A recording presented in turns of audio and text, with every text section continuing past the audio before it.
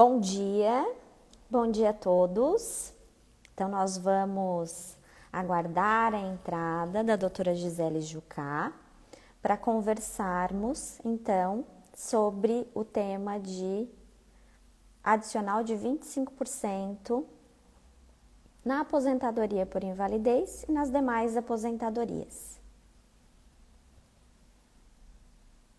Tudo certo com vocês? Ana Luísa, R. Bertel, Advocacia, Luísa Teixeira, Josiane, Vec Banking, Marlon Batista, Matias. Tudo bem com vocês? Isso, Ana Luísa, bota coraçãozinho. Bota coraçãozinho porque é conhecimento do dia a dia. Ó, a doutora Gisele acabou de entrar pela oficina de advocacia. Chamando ela para a gente já começar a nossa conversa de hoje. Oi, doutora Gisele, Oi, tudo bom? tudo Vamos bem? ajustar aqui. Isso, pronto. Consegue me ouvir? Consigo, tá tudo certo. Pessoal, se tiverem algum problema de áudio, de som, vocês coloquem um recadinho ali pra gente. E coloquem muitos corações, porque a doutora Gisele está muito empenhada nesse projeto lindo dela, da oficina de advogados. Agora eu vou devolver a palavra para ela, que eu sou faladeira. Duas catarinenses, né, doutora Michele? Não tem como não se falar muito nessa live. Tudo bem? Primeiro, Tudo. eu tô só organizando aqui porque tô me vendo meio escura aqui, mas acho que dá para ouvir e ver bem, né? Dá, Minha luz aqui tranquilo. tá boa? Pronto. Então, assim, primeiro agradecer, né? A Oficina de Advogados é um projeto em comum com uma colega advogada também, doutora Lívia Amorim.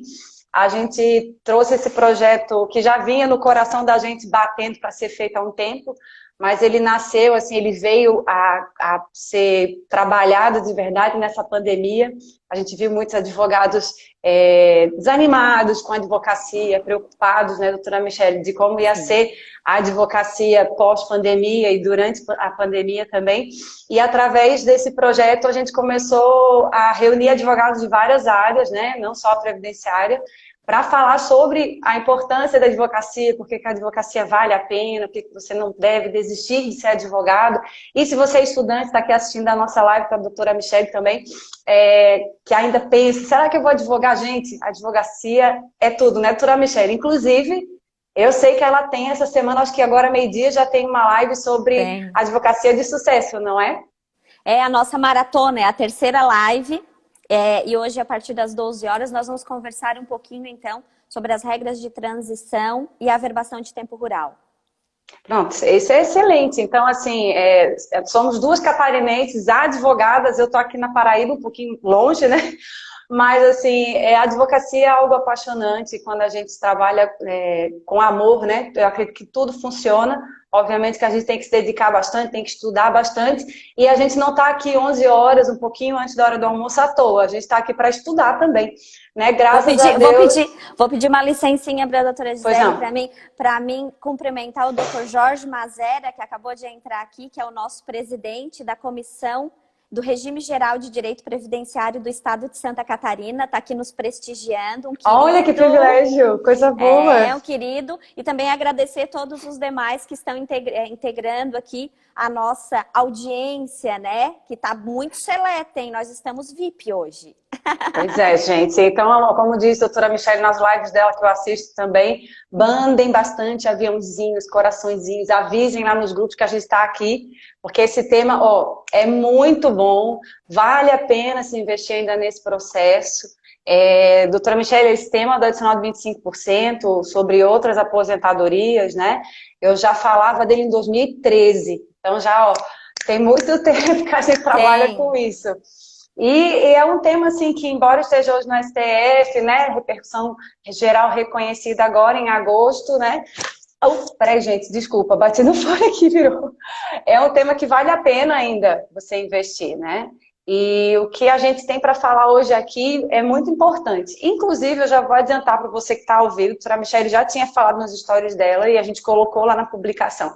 Quem está ao vivo assistindo, faça um print dessa tela, porque você vai receber, depois da live, um material exclusivo que a oficina de advogados vai fornecer, doutora Michelle, que é a petição inicial atualizada, inclusive com a decisão da STJ, tudo, porque ainda vale a pena, sim, você investir nesse processo de extensão do adicional. Então, fiquem por aqui até o final, façam um print, né? Depois a gente dá um sorriso, assim, que o print sai bonito. Tem que fazer coraçãozinho daí, ó. Fazer assim. Aí a gente vai mandar para você de presente aqui da oficina essa inicial, tá? Inclusive, antes de eu começar, deixa eu dar um bom dia aqui, porque eu estou vendo a doutora Daniele Rodrigues, que acompanha a gente lá na oficina, doutor Moacir, que participou da primeira semana da Advocacia de Excelência conosco, fez uma palestra incrível também. Então, obrigada por vocês estarem aqui. Continuem convidando os demais. Mas vamos lá, pessoal. Eu vou começar falando com vocês sobre o que é esse adicional, né, doutora Michelle? Porque Fique à vontade. Tem muita gente que ainda tem um pouco de dúvidas. Gisele, como é que funciona o adicional de 25%? É só para aqueles casos que está no anexo do decreto 3048? Se o INSS nega, não tem possibilidade de você correr atrás? Não é assim. O adicional de 25%, inicialmente, ele está mesmo lá no artigo 45 da Lei de Benefícios da Previdência e ele é previsto para o aposentado por invalidez. Está lá, ao aposentado por invalidez que necessitar aí de assistência permanente, será concedido esse adicional de 25%. E o problema, justamente, dessa concessão do adicional para o aposentado por invalidez é que ele discrimina o quê? A invalidez, né? Nós temos ali a concessão destinada apenas ao aposentado por invalidez. Então, a pergunta inicial é, então se a aposentadoria é por idade, por tempo de contribuição, aposentadoria especial, não há necessidade de fazer requerimento administrativo desse benefício? No final eu vou responder, não vou falar agora, mas eu posso dizer que vai depender do que você quer trabalhar. Mas então, ele é concedido inicialmente por lei, só o adicional é só para aposentado por invalidez, tá? No decreto 3048 nós temos uma lista de algumas situações em que esse adicional é concedido, e são situações extremas, assim, cegueira total, eu até relacionei aqui para não esquecer, perda de 9 dedos da mão, então não pode ser 8, né? É um absurdo, né, doutora Michelle? 9 dedos da mão, perda de uma mão ou dos 2 e de 2 pés, então tem que ser cumulativo. E por fim, nós temos lá a assistência permanente de outra pessoa. E a pergunta que fica é, a assistência permanente de outra pessoa, eu preciso ter um cuidador? Né? Porque tem muita gente que confunde isso, né, doutora Michelle? Sim. Acha que essa assistência é você comprovar a necessidade de pagar um cuidador. Não é bem isso. Eu vejo no TRF4, embora eu já esteja aqui em cima e aqui é TRF5, né?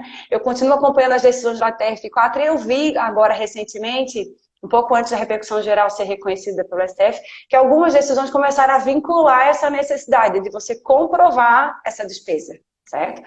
Mas, no meu entender, e a tese que eu defendo desde 2013, é que essa assistência permanente é a necessidade de você ter cuidados permanentes de outra pessoa.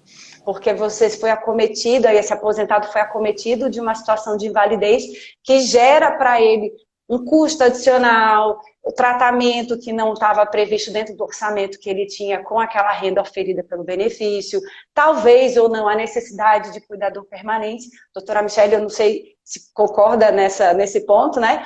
Mas na situação de necessidade de assistência, tá? Não a necessidade de você ter um cuidador comprovadamente sendo pago ali para cuidar desse aposentado. Aí nós temos os argumentos, né? Quais seriam os argumentos do advogado para ele entrar com pedido judicial de concessão desse adicional? Tá? Primeira coisa, nós temos aqui, eu acho que é o principal argumento, e foi ele que fez com que a PET que estava lá no STJ, que foi favorável à extensão do adicional, chegasse até o STF e fosse reconhecida essa repercussão, é o princípio da isonomia. Tá? E essa isonomia aqui a gente vê em 3 coisas. Nós vemos a isonomia na condição de aposentado, certo? Nós temos a isonomia na condição de invalidez, porque esse aposentado vai ter essa condição de invalidez comprovada por documentos médicos, então a importância de você trazer essa prova para dentro desse processo judicial, administrativo. certo? Eu vou responder aqui, doutora Luísa Teixeira, também que participa da nossa oficina, doutora Michele, está perguntando aqui se o pedido é feito diretamente na justiça. Está tão rápido as perguntas que a gente não pegou aqui. Ou primeiro deve ser feito um requerimento. Vou responder, doutora Luísa. Lá no finalzinho eu respondo. Fique aqui.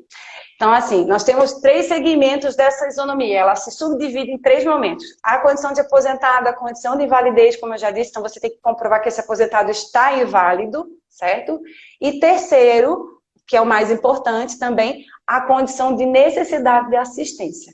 Então, quando a gente para pensar que nós temos um aposentado que está inválido, que precisa da condição precisa da assistência permanente de outra pessoa, a gente se pergunta, e foi a pergunta que eu fiz em 2013, para poder escrever esse processo, criar essa tese, né? Eu me perguntei qual é a diferença do aposentado por tempo de contribuição, do aposentado por idade. Inclusive, eu acho que a doutora é também, né? Eu sou associada do IBDP, do Instituto Brasileiro de Direito Previdenciário, e em 2013, lá em Minas Gerais, teve um concurso de teses previdenciárias e eu apresentei essa tese nesse concurso, foi o primeiro, e eu fui uma das premiadas, fiquei muito feliz, sabe? E eu escrevi essa tese, doutor, vou compartilhar aqui com o pessoal que está seguindo, pensando que advogado não tem coração, a gente tem, né, gente? Eu escrevi essa tese pensando no caso da minha família. Eu tenho a minha sogra é aposentada por tempo de contribuição, é funcionária do Banco do Brasil, doutora Michele, e tinha anos de contribuição, trabalhou a vida toda, e ela tem na família uma questão de uma doença degenerativa bem grave. Só que essa doença, ela só se manifestou, hoje ela está na cadeira de roda e tudo, depois da aposentadoria. Aí eu sentei, pensei, poxa, não é justo, a palavra bem começou assim, não seria justo uma pessoa que contribuiu tantos anos, que está inválida, que precisa da assistência de outra pessoa, não ter direito a esse adicional. Aonde tem a previsão de custeio, por exemplo, desse adicional, para que ela não tivesse possibilidade de ter acesso? Porque se a gente tivesse um benefício adicional de 25%, separado lá, discriminado na Lei 8.213, como um benefício que depende de uma contribuição prévia, concordaria, não teria prévia fonte de custeio, por exemplo, não foi feita uma contribuição específica para a concessão desse adicional. Mas nós não temos isso na lei de benefícios, não existe, nem na lei de custeio, não tem nada que refira-se ao fato de que o adicional de 25% tem a natureza de benefício previdenciário, que depende, então, o quê? De fonte de custeio. Nós sabemos que é artigo 195, lá, parágrafo 5º da Constituição. Não tem prévia fonte de custeio. Então, ele tem natureza o quê, doutora Michele? Assistencial. Sim. Se é assistencial... É uma dos argumentos principais da ministra Regina Helena Costa, né? Desde o STJ. É verdade. Uma pausa aqui para dar boas-vindas para a doutora Lívia, minha parceira lá da oficina. Ela chegou aqui, querida. Seja bem-vinda, doutora. Então, ele tem natureza assistencial. Assistencial. Se é assistencial, o direito à assistência é um direito social também. Ele tem que ser estendido a todos de que dela necessitem. Inclusive, em contrapartida, o INSS alega como um dos argumentos negativos para a extensão de que o benefício não tem caráter assistencial, certo? E de que ele fere, na verdade, o princípio lá, a garantia de direito social do artigo 6º da Constituição. Então, a gente fala de um ponto, eles rebatem de outro, né? Mas quando eu parei para pensar, a conclusão que eu cheguei nessa situação do benefício assistencial foi o seguinte, vamos colocar no exemplo prático, que assim o advogado consegue pensar fora da caixa, né, doutora Michele?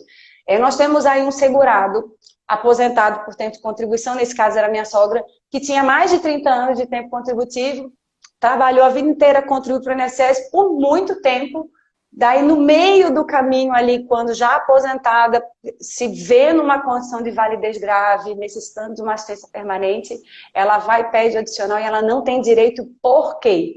Não é porque ela não tem invalidez, não é porque ela não tem direito à assistência permanente, que ela precisa de assistência permanente. É só pelo fato de que o benefício dela, a espécie, é tempo de contribuição, certo? E aí nós pegamos o caso de um aposentado que se aposenta hoje, digamos que ele, inclusive, sofreu um acidente. Então, assim, carência, nesse caso ali, não era nem necessária, dispensa. Se aposenta por invalidez, e daqui 1 ano, 2 anos, em razão de uma outra situação, pode ser até uma doença degenerativa também, ele precisa de uma assistência permanente de outra pessoa. O fato gerador da assistência não é o fato gerador da aposentadoria por invalidez. Ele vai lá no INSS, bate na porta do INSS, pede o adicional e ele tem um benefício concedido, certo? Então, quando a gente se depara com isso, o que que eu penso, né? E a defesa que nós temos na tese da extensão é essa, certo? O risco social da aposentadoria por invalidez é um risco súbito, você não nem programa, né?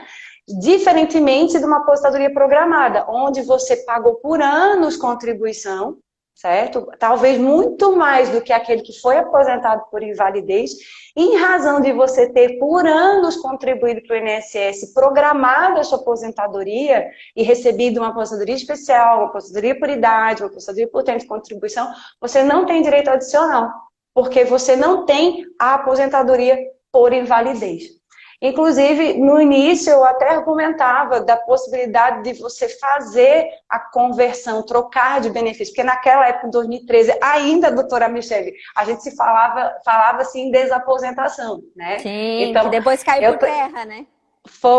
Eu nunca vou esquecer, a gente estava no congresso do IBDP, eu acho que foi em Floripa, a gente estava em Florianópolis, não sei se a doutora estava lá, tinha um telão lá no congresso para a gente acompanhar o julgamento da desaposentação, porque estava todo mundo naquela ansiedade, os advogados com muitos processos em andamento, e eu lembro que quando saiu o julgamento, toda doutora doutora Jane Bervange, quase chora, eu disse, não acredito que não passou. E, infelizmente, foi o que aconteceu. Então, inicialmente, eu trazia dentro do processo judicial o pedido de desaposentação para poder ter direito ao melhor benefício, enunciado 5 do Conselho de Recursos da Previdência, e hoje está aí no decreto 10.410. Hoje eu não faço mais esse pedido, não é possível. Mas, assim, voltava a alegar a questão de isonomia, né? Você reconhecer a existência de uma aposentadoria, a existência de uma invalidez, a existência de uma necessidade de cuidados permanentes de outra pessoa. Pois bem, depois disso nós vemos a questão da dignidade humana, né? É um outro argumento fortíssimo para a concessão desse adicional. Porque o adicional ele vem para complementar a renda do segurado que não tem condições com a renda oferida pelo benefício de custear esse tratamento que hoje é necessário. Inicialmente ele não tinha esse custo. Então ele vai ter custo com medicamento, ele vai ter custo com tratamento médico, ele vai ter custo com cuidador. A renda do benefício, doutora Michele, nem sempre...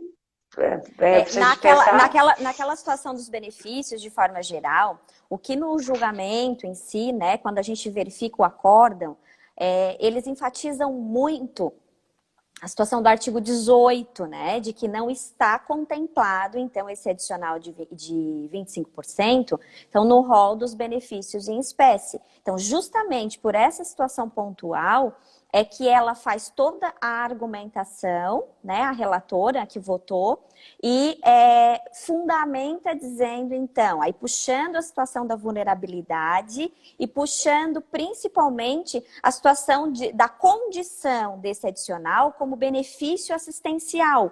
Aí é onde ela enquadra, e como a doutora Gisele bem colocou, nós temos o anexo 1, né, do decreto 3.048, mas é muito importante também que as pessoas verifiquem, eu vi que a doutora Gisele satirizou ali a quantidade de dedos e tudo mais, porque é interessante, assim, ó, porque é um rol exemplificativo.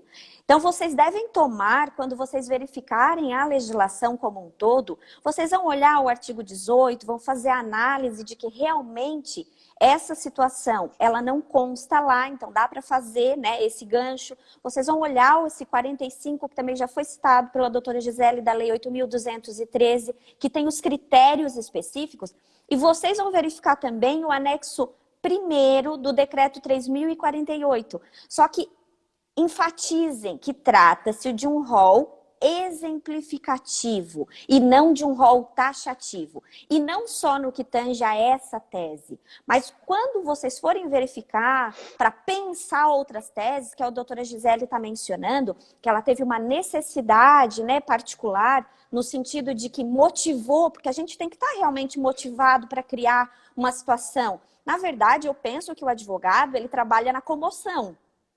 Se você se socializa realmente, se você se empenha de verdade naquela demanda que você está se propondo a defender o seu cliente, é nesse momento que você vai criar boas teses. É nesse momento que você realmente, como a doutora Gisele mencionou, ela teria toda uma situação e ela utilizou essa situação particular que ela estava vivenciando para tirar uma série de segmentos dessa situação e que ela argumentou e montou essa tese tão bem estruturada que ela está mencionando tópico por tópico, né, os artigos certinho, de que essa paixão, né, doutora Gisele, que lhe motivou e que deve principalmente, quando vocês forem verificar, não esqueçam, essas listas, por mais que a jurisprudência às vezes, em alguns momentos, traga de que é taxativa, nunca encarem essas listas como taxativa. Sempre façam a abertura e utilizem os princípios constitucionais, como a doutora Gisele está bem fundamentando, o princípio da dignidade da pessoa humana, principalmente. Por quê? Porque indiferente de qualquer outra situação, as pessoas têm que comer, né? Então, eu tenho casos aqui no escritório, que a doutora Gisele estava mencionando do exemplo, eu tenho casos aqui no escritório que mesmo que a jurisprudência diga o contrário, pessoal, vocês não têm que aderir. É bom se ela está a nosso favor, é muito bom se ela estiver a nosso favor, mas não encarem isso como uma verdade, como uma máxima que tem que ser seguida ao pé da letra. Muito pelo contrário, a nossa profissão é ser do contra. E nós gostamos disso, nós gostamos de ser do contra. Isso é muito bom para o exercício da advocacia.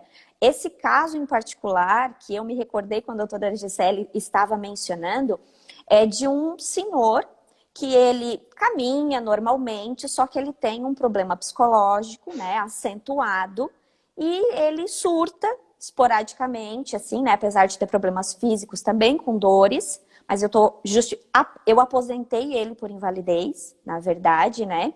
Na verdade, a aposentadoria por invalidez acabou sendo indeferida porque ele tinha a condição. Aí, nesse meio tempo da implementação, ele implementou contribuição. Aí, a gente conseguiu encaminhar por contribuição necessariamente. Mas, né, essa pessoa em particular que eu estou mencionando, quem cuida dele é a esposa. Né? Não é necessariamente um cuidador, não é uma pessoa, né, que está lá paga para fazer isso, tá? Então ele tem esses problemas e é um processo que tramita aqui no meu escritório também, como uma sorte de outros, porque a gente lida com pessoas com situação de renda diferenciada, principalmente de baixa renda. Então, na maioria das vezes, eles nem conseguem pagar cuidador. Na grande maioria das vezes, eles dependem de favores, né, doutora Gisele? Verdade. E, assim, até é importante a gente voltar aqui só um pouquinho para dar fechar essa parte do que é o adicional, que eu não comentei, eu acho importante. Porque o adicional é um benefício hoje que o INSS está visando a extensão não ser possível. Porque ele é concedido, pessoal, até quando o benefício do teu cliente já está no teto. Ele pode ser concedido para quem recebe o teto, então ele fica acima do teto da Previdência, certo? Ele não é extensível nos casos de pensão por morte, então eu sempre digo que concedeu adicional, ele morre com o aposentado, ele não vai para pensionista. Mas se a pessoa recebe o teto, ainda assim esse aposentado tem direito aos 25% sobre o teto. E toda vez que o benefício é reajustado, o adicional é reajustado. Então, um dos argumentos principais do INSS é que não haveria fonte de custeio e também os cofres da Previdência não estariam preparados para poder subsidiar o pagamento desse adicional para qualquer aposentado. Porque a gama de aposentadorias programáveis seria infinitamente maior, então teriam muitos segurados que teriam esse direito, do que aqueles que se aposentaram por invalidez. E veja, nós sabemos que a aposentadoria por invalidez não é uma aposentadoria definitiva, né? Então ainda pode acontecer desse segurado passar num outro pente fino, passar por uma revisão administrativa e ele ter o benefício cessado. Quem tem benefício programável, a questão do adicional pode ser algo com um caráter mais definitivo.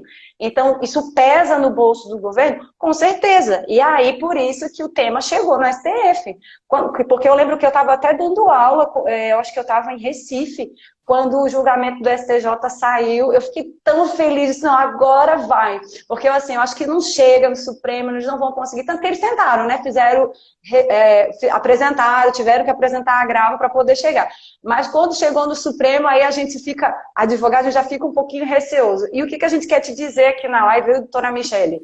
Você não tem que se entristecer ou deixar de criar suas teses porque você tem decisões desfavoráveis ou que possam vir alguma decisão desfavorável da turma recursal da tua região ou do tribunal da tua região. Porque quem faz jurisprudência não é turma recursal, não é tribunal, é advogado que faz jurisprudência. Porque se chega lá para se fazer tese, para se pronunciar sobre algo que a lei foi omissa e discriminatória, foi algum advogado maluco, que eu digo assim, né, que teve a coragem de dizer, não, peraí, o que está imposto na lei não está certo, não. Essa interpretação é inconstitucional, essa interpretação não tem base legal, ou ela é omissa, ela deveria abranger outros tipos de aposentado. Então, quando você vê jurisprudência favorável, lembre-se, teve um ministro que fez o relatório, teve ali o juiz, mas quem fez aquilo acontecer foi eu, foi você, doutora Michele, foi você, advogado. Então, a gente não pode se acovardar, eu sempre digo isso.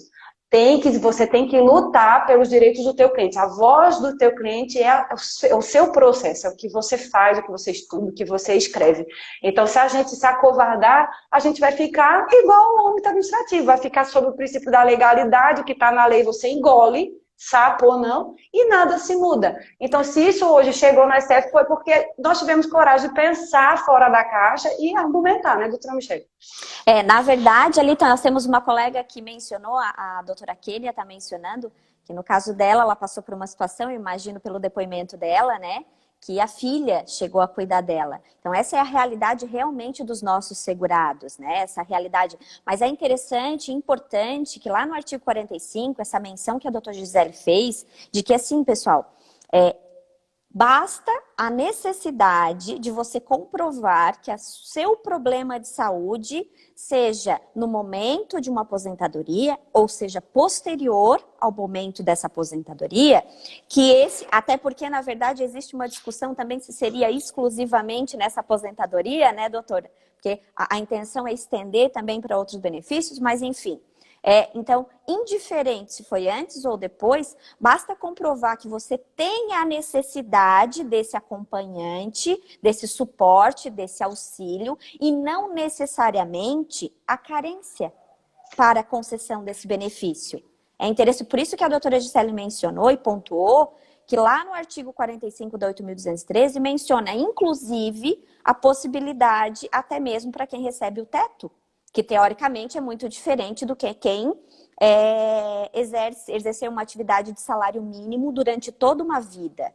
Né? Obviamente que são situações de vida diferentes, são dimensões, né, familiares diferentes. Só que se você conseguir comprovar efetivamente que essa pessoa não se coordena sem esse acompanhante, você tem realmente como embasar. E chega a ser cômico as argumentações que o INSS faz com relação, por exemplo, que se você verifica ali no julgado, né, que quando eles abriram agora, que foi agora no dia 10, né, dia 10 de agosto, eu até fui olhar a data porque é bem realmente recente. Bem recente.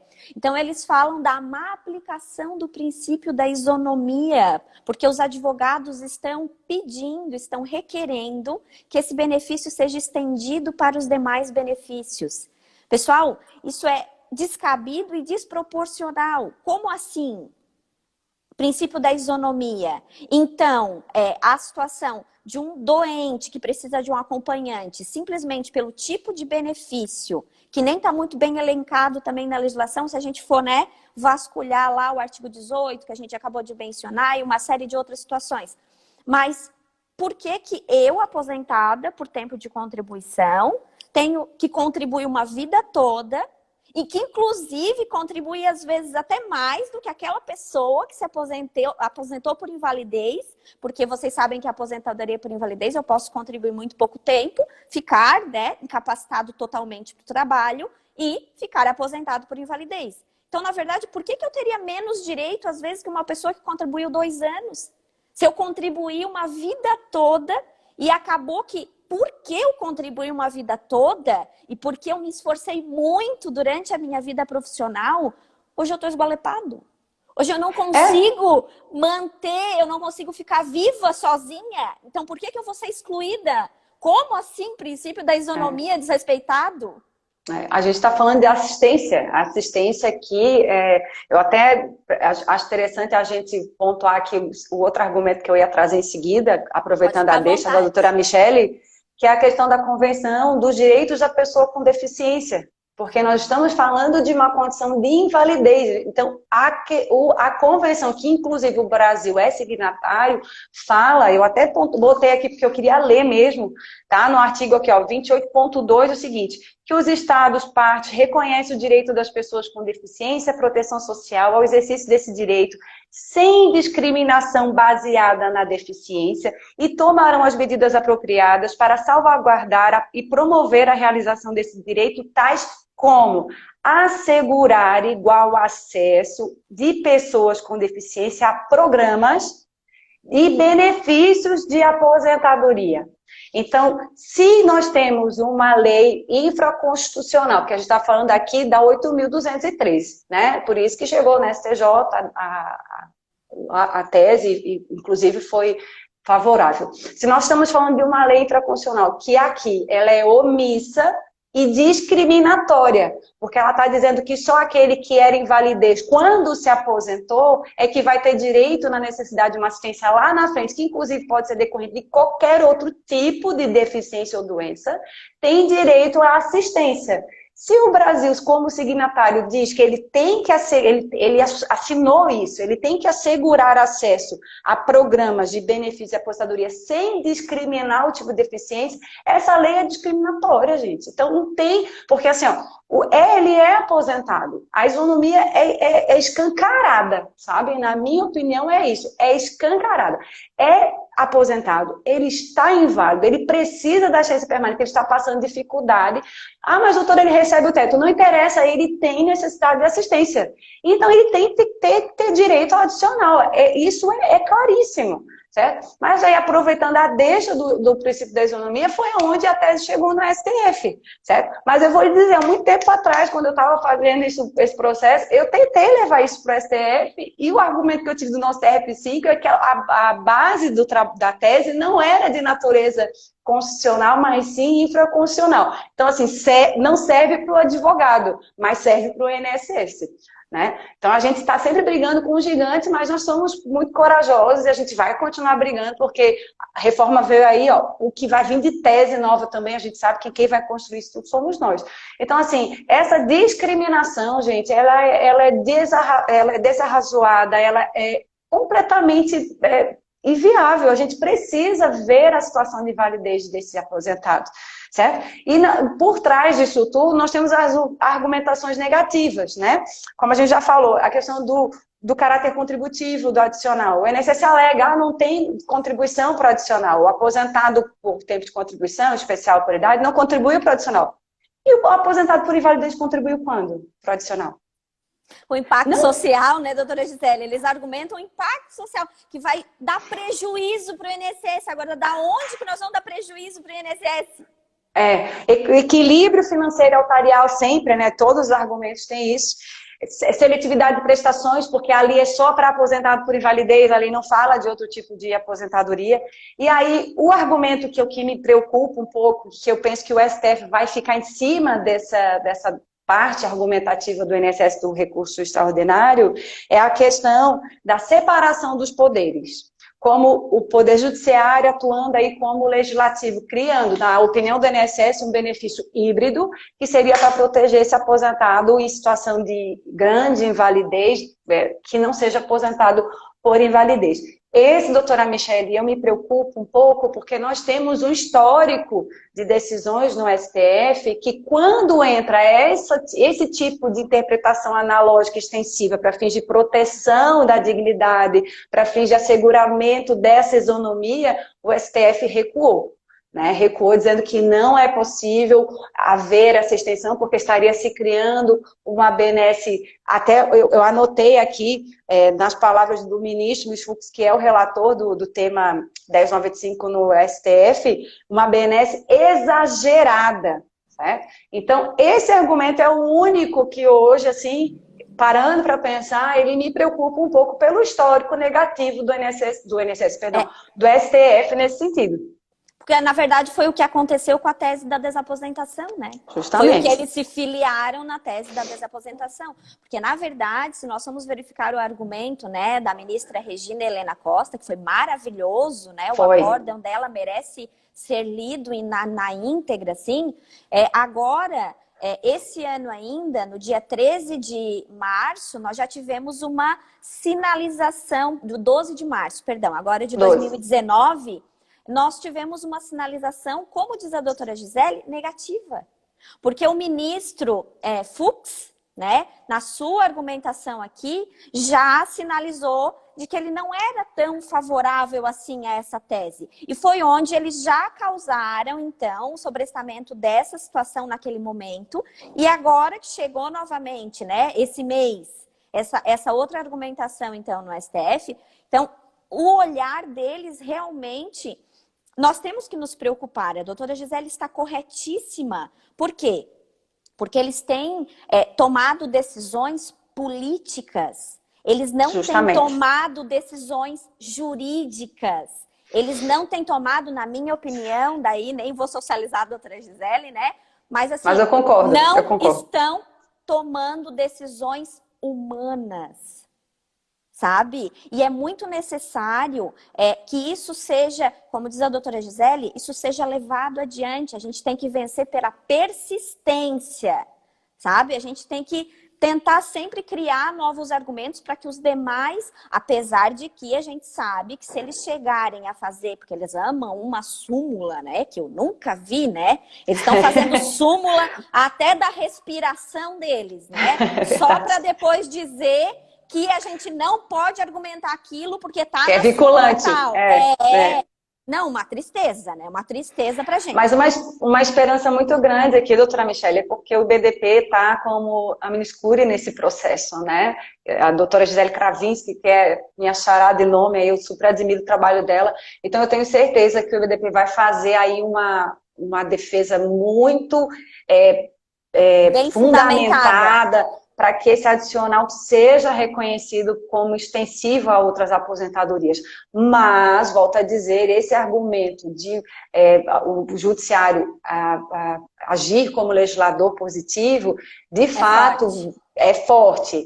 Os demais, eu acredito que não haveria assim, muita preocupação, mas esse, de fato, nos preocupa. E aí a pergunta que foi feita lá no início, a doutora Luísa perguntou sobre questão de requerimento, vale a pena fazer, não vale? Bom, gente, a questão é o seguinte, a tese está no STF, todos os processos em nível nacional. Doutor Rafael, seja bem-vindo, meu conterrâneo aqui da Paraíba, professor querido, que eu gosto muito, doutora Michele, ele é fera em regime próprio. Seja bem-vindo, doutor Rafael. Prazer, aí, ó, apresentando ele para Santa Catarina, porque aqui eu acho que tem certeza que tem um monte de catarinense, né? E eu estou metida em casa. Estou metida em casa. Então, assim, doutora Gisele, me tira uma dúvida, que a senhora foi né, mais para o Nordeste, assim, né? Apesar de que a senhora está vendo meus pelinhos aqui, porque aqui tá frio. Ai, saudade desse frio, doutora. Aqui o frio no máximo é esse aqui, ó. Ai, saudade de usar um pelinho. Diga. Todo mundo diz que os catarinenses falam cantado. Hoje, a senhora escutando um pouco mais aí o Nordeste, a gente fala cantado mesmo? Olha, gente, eu moro aqui, vai fazer mais de 10 anos, eu ainda falo cantando. Porque quando eu cheguei aqui, todo mundo diz, a senhora parece doutora, a senhora fala cantando. Eu não acho que a gente fala cantando. É o sotaque, né? Mas assim, é engraçado. Eu vou para Santa Catarina anualmente. Eu fico um mês, 2, eu volto peixeiro, porque eu sou de Itajaí, a gente chama aqui pelo Itajaí de peixeiro, né? Eu acho muito feio, mas é peixeiro. Eu vou peixeire, falando peixeirês, assim, até eu perder um pouco, mas a gente fala é muito. O catarinense gosta de falar, de conversar, de sentar numa mesa de café todo, porque cafezinho no final de tarde tem que ter, né? A gente tomar aquele cafezinho, tirar assim o farelinho da mesa enquanto conversa, e a conversa não acaba. Mas enfim, eu estou muito feliz de estar conversando com uma minha amiga de Santa Catarina. Conheço ela só pelas redes sociais, mas tenho certeza que a gente vai se conhecer pessoalmente, e eu já tinha dito que eu vou lhe visitar. É Orleans, né? Orleans, sabe? Isso. Hoje eu estou no escritório de Criciúma, mas eu sou natural Conheço de Orleans. também, conheço. Pois enfim, voltando lá... Deixa eu só fazer, para mim não esquecer. Pessoal, diga. Quem quiser tomar nota do julgado, é o RESP, tá?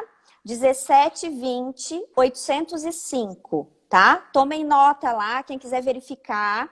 É o RESP. É do Rio Grande do Sul, inclusive, né? Isso, é o RESP. Isso. Mas esse RESP está no STJ. Se pesquisar pelo STJ, ele puxa. 1720-805. Esse aqui é o RESP, pessoal, que tem lá o processo, e ele é possível vocês consultarem as peças processuais dele, se vocês consultarem o RESP, e inclusive, né, quem está necessariamente os detalhes ali, que é a doutora Gisele Cravinchinchi, né, que participa desse processo, tá?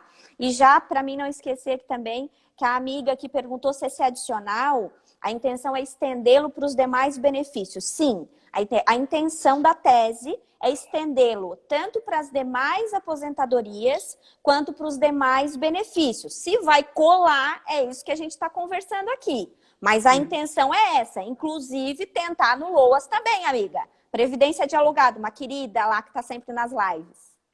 Tem um outro também aqui, que é o Lindsay Case, que está no STF como referência, porque esses dois foram apensados, esse do Rio Grande do Sul e o do Rio de Janeiro, tá? Mas depois eu montei o material dessa live aqui, doutora Michele, do que a gente está conversando, esses tópicos todos, tá por escrito, eu vou mandar para a doutora colocar lá no seu grupo do Telegram. Inclusive, vou aproveitar aqui, pessoal, para quem já segue a doutora Michele, está aqui, né, ao vivo, já está seguindo, mas assim, sigam lá o Oficina de Advogados, a gente tem um grupo do Telegram também, que a doutora Michele faz parte, está lá conosco, né, nos prestigiando, e assim que essa live terminar, a gente vai disponibilizar lá no grupo o material dessa live, todos os tópicos que a gente está conversando aqui, está tudo anotado para vocês. Vamos disponibilizar para quem aí assistiu ao vivo, vai fazer o print para a gente e postar no Stories, né, doutora Michele, marcando a oficina. Vamos fazer, que nós vamos esquecer daqui a pouco. Antes da gente, vamos, então a gente esquece. Peraí, gente, calma aí, vamos fazer o coraçãozinho. Pronto, voltamos. Todo mundo printou, parece duas loucas, mas tá tudo certo. Então, assim, façam o print, postem nos stories marcando a doutora Michele. Doutora Michele, o IG completo, eu sei que é Michele, _ Barreto, _ Catânio, pronto. E Oficina de Advogados. Aí a gente vai mandar para vocês. Marca a doutora Gisele também, a Gisele Jucá. É Jucá e Silva só, é só o Silva. Tá, então tá.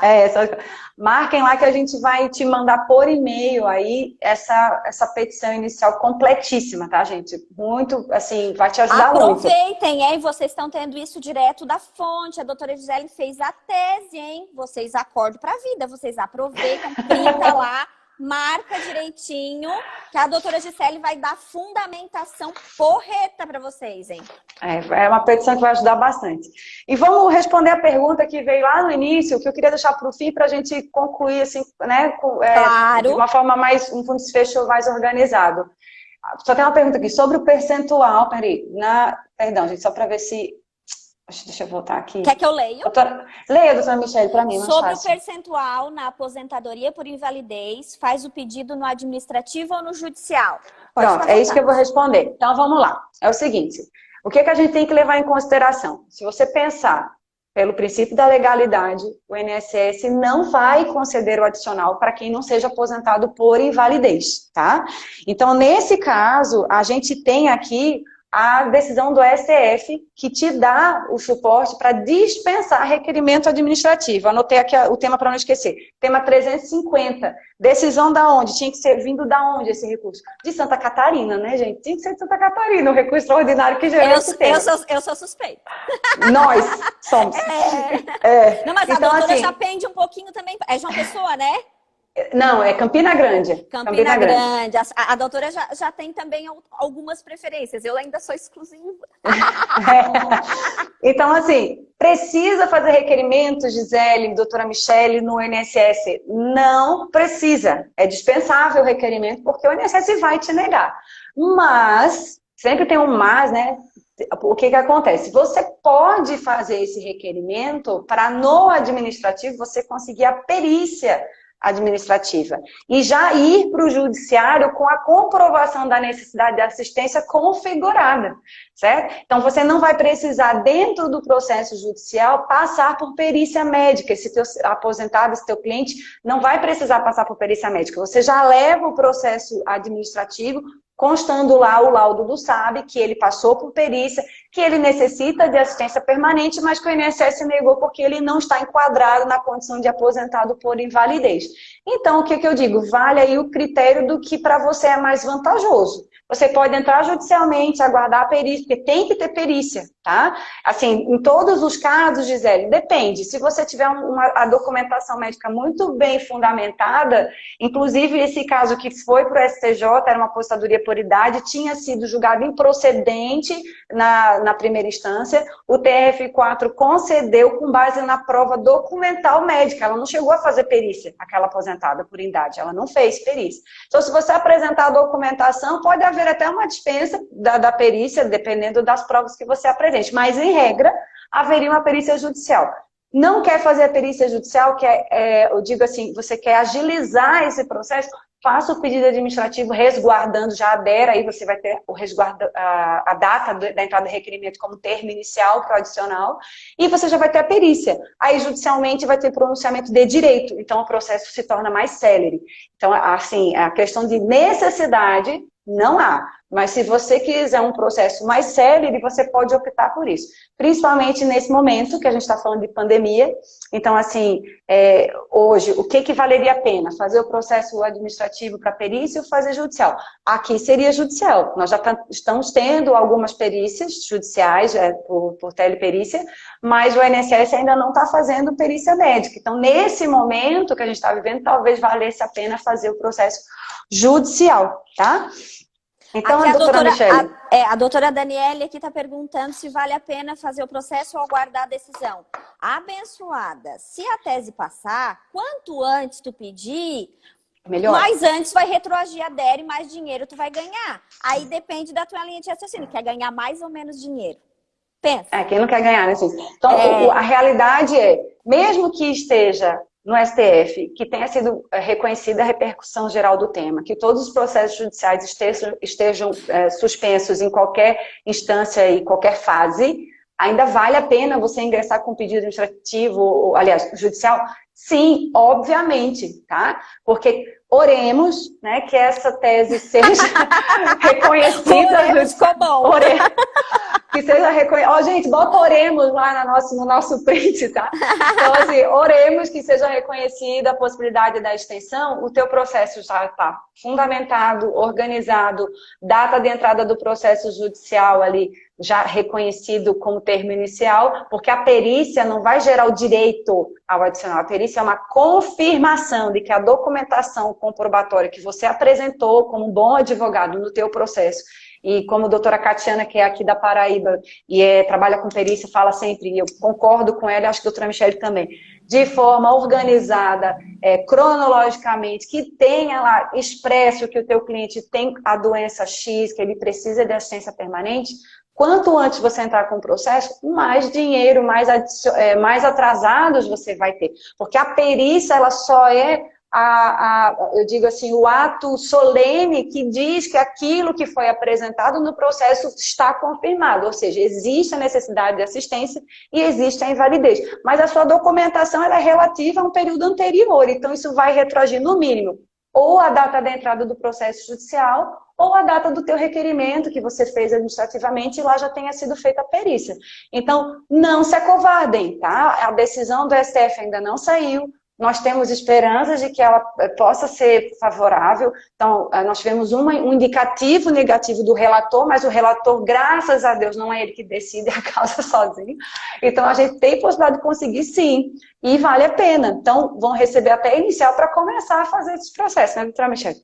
Com certeza. A Maria Isabel também fez uma outra pergunta aqui sobre o pedido. Querida, você vai fazer o pedido do adicional juntamente com a aposentadoria por invalidez se realmente você tiver a documentação comprobatória de que o seu cliente, a sua cliente, faz jus a esse benefício, né? Você não vai pedir por pedir, até porque depois você teria que comprovar essa situação. E já como a doutora Gisele está mencionando, e a doutora Catiana, tudo que ela fala eu assino embaixo, mas não precisa nem olhar, porque é uma querida e ela, além de ser advogada, ela é fisioterapeuta e ela é perita e assistente. Então, ela manja tudo, tá? Tem um material muito bom também, tá? Comprem lá.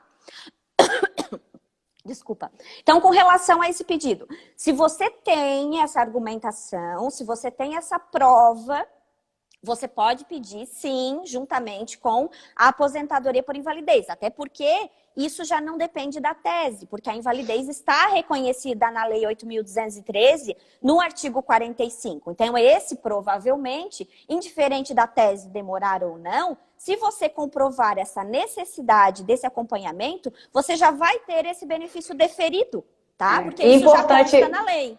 É importante a gente deixar salientado aqui, vamos falar do processo. Gente, o pedido de adicional, ele não é revisional, tá? Então, você não tem prazo para dar entrada. Ah, Gisele, faz 10 anos que a aposentadoria foi concedida. Posso pedir? Pode. Porque a questão da invalidez, ela é posterior à concessão desse benefício e em qualquer momento comprovada a necessidade de assistência em razão dela, o adicional pode ser requerido. Não existe na lei da Previdência prazo para pedir o adicional, diferentemente de você fazer um pedido revisional de uma aposentadoria, que aí você vai ter que ficar atenta a esse prazo decadencial. Aqui a gente vai ter no máximo a questão de implicação de prazo prescricional, porque é para receber só os últimos 5 anos de adicional sobre o valor do benefício. Então, não existe prazo decadencial. Você pode entrar com esse pedido depois de 10 anos? Pode, tá? Segundo, vai fazer o processo que é fundamental. Primeiro, você comprovar que esse cliente é aposentado. Então, você vai apresentar a carta de concessão do benefício, você vai apresentar lá a memória de cálculo, que você tiver de prova relacionada à aposentadoria. Segunda prova fundamental, você vai ter que comprovar a invalidez desse aposentado. E terceira, que essa invalidez gera necessidade de assistência. Porque não basta ele ter uma invalidez, é preciso comprovar que em razão dessa invalidez, dessa condição de grande invalidez, ele precisa de assistência permanente.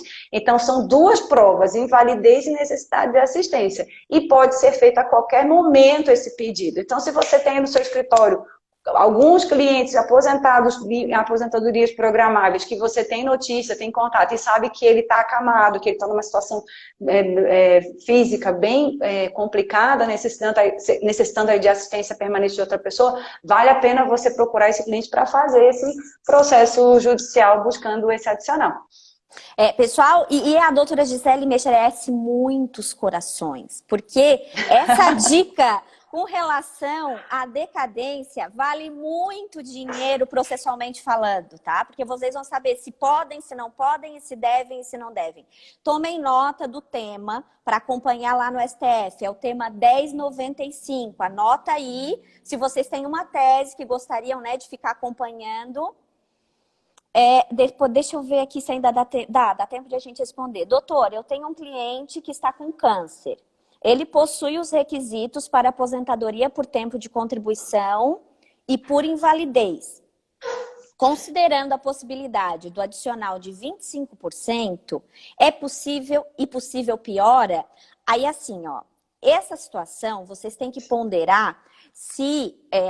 eu não sei, né? Eu desconheço a situação do seu cliente em particular, mas se foi antes ou depois da reforma. Por quê?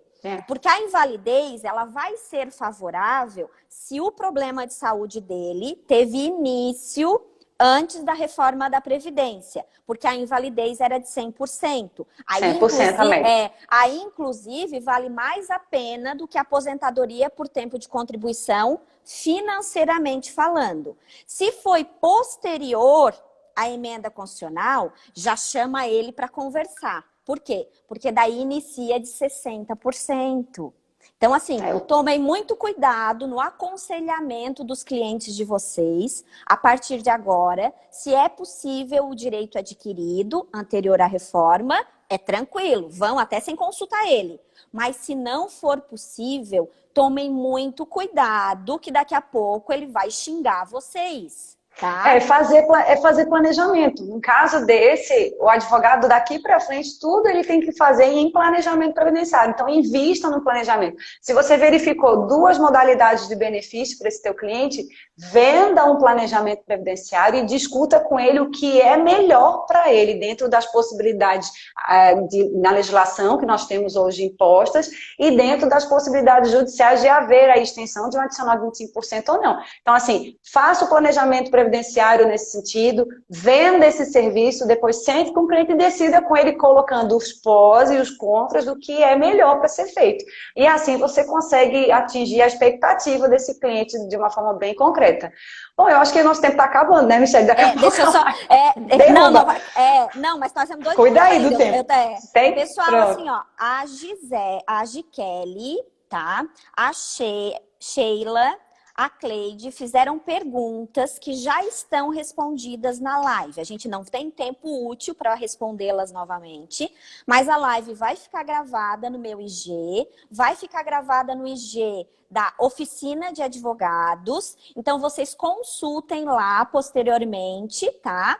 Que vocês vão conseguir verificar essas perguntas que vocês acabaram de nos fazer. Elas já foram respondidas, tá? Okay. Deixa eu ver se tem mais alguma pergunta aqui. Foi depois da reforma? Então tu já tem que pensar, aquele caso do câncer. Então tu já tens que pensar para orientar ele, porque daí se o câncer foi totalmente, não tem nada que você consiga o início lá da lesão e depois o agravamento, essas situações que tem que ser trabalhadas. Para retroagir a data de discapacidade, né? Se não houver possibilidade, para pedir a invalidez, eu aconselho você a conversar com o seu cliente, tá? Porque vai... E fazer cálculo, tá? Infelizmente, você não vai fugir disso, não vai ter jeito. Para verificar na contribuição quanto que fecharia e na invalidez quanto que fecharia. Mas não faça sem consultar o cliente de vocês. A partir de agora... Faça um termo, acho até interessante fazer um termo de que foi optado, né, por esse benefício com consentimento do teu cliente. Aí você assegura que o seu trabalho não vai ser questionado depois. A gente tem feito isso aqui para aposentadoria especial. A gente trabalha com a aposentadoria de profissional de saúde e a gente tem aquela questão do tema do STF sobre a impossibilidade de você continuar trabalhando na aposentadoria especial, né, sob condição de insalubridade. Então, quando a gente vai requerer esse benefício, eu faço um termo para o cliente assinar, dizendo, você tem consciência que não vai poder continuar exercendo a profissão X sobre essa situação de insalubridade, para que amanhã depois não bata na porta do teu escritório e reclama, mas doutora, perdi o meu emprego, doutora, eu estou recebendo menos que eu poderia receber. Essa tem que ter esse cuidado de resguardar os trabalhos que nós realizamos. Então, Michelle, o tempo está acabando. Era isso que eu ia falar, agora era isso. Pessoal, eu agradeço a doutora Gisele por ter me convidado para conversar por esse tema, que é extremamente humano e necessário no nosso momento atual. Nós estamos passando por um cenário muito complicado, né, a nível mundial, não é nem a nível nacional, é a nível mundial. E eu acho realmente que esse é o caminho. Nós temos que nos auxiliar e nós temos que nos nivelar por cima. Vamos nos abraçar e vamos nós, advogados, contra a STF, contra a STJ, no bom sentido. No sentido de defender o cidadão. Porque quando vocês cuidam de um processo, é como a doutora Gisele comentou que foi nessa tese que ela fez. Você está cuidando da vida daquela pessoa. Então, você tem realmente que se empenhar, porque você vai mudar a vida dela. E você pode tanto mudar para melhor, quanto mudar para pior. E isso, além de interferir na vida daquele cidadão, vai marcar a sua carreira para o resto da vida. Então, muito obrigada, doutora Gisele, tá, pelo convite. Eu agradeço de coração. Sigam a Oficina de Advogados. A doutora Gisele, com a colega dela, tem um projeto lindo, tá? Que está despertando muitos temas importantes a serem discutidos na atualidade. Nós temos 1h38, doutora. Então, gente, obrigada por participarem aqui ao vivo. Mais uma vez, lembrem de fazer o print, postar lá nos stories, marcando a doutora Michele Oficina, para que você receba essa petição inicial, que é um presente da Oficina de Advogados para os nossos queridos colegas advogados. Eu sempre digo que a oficina é advogado falando para advogado. Então, a gente conhece a sua dor, a gente sabe o problema que você passa no escritório, a gente sabe o que é correr atrás de cliente, o que é conseguir uma tese e daqui a pouco o STF vem, senta em cima da tua cabeça e você perde aquele processo. Então, assim, a gente conhece a sua dor. Participe conosco, participe. A doutora Michele tem um grupo também no Telegram muito legal, eu já estou lá participando. Tá? E eu agradeço, na verdade, ela ter aceitado esse convite. Eu tenho certeza que foi um restinho de manhã aqui bem proveitoso. Então, um abraço para todo mundo e a gente se encontra. Em breve a gente se encontra de novo. Deixa eu compartilhar aqui da doutora Gikelly. A doutora Gisele realmente é uma inspiração. Eu concordo com você. Obrigada. Beijo para todos.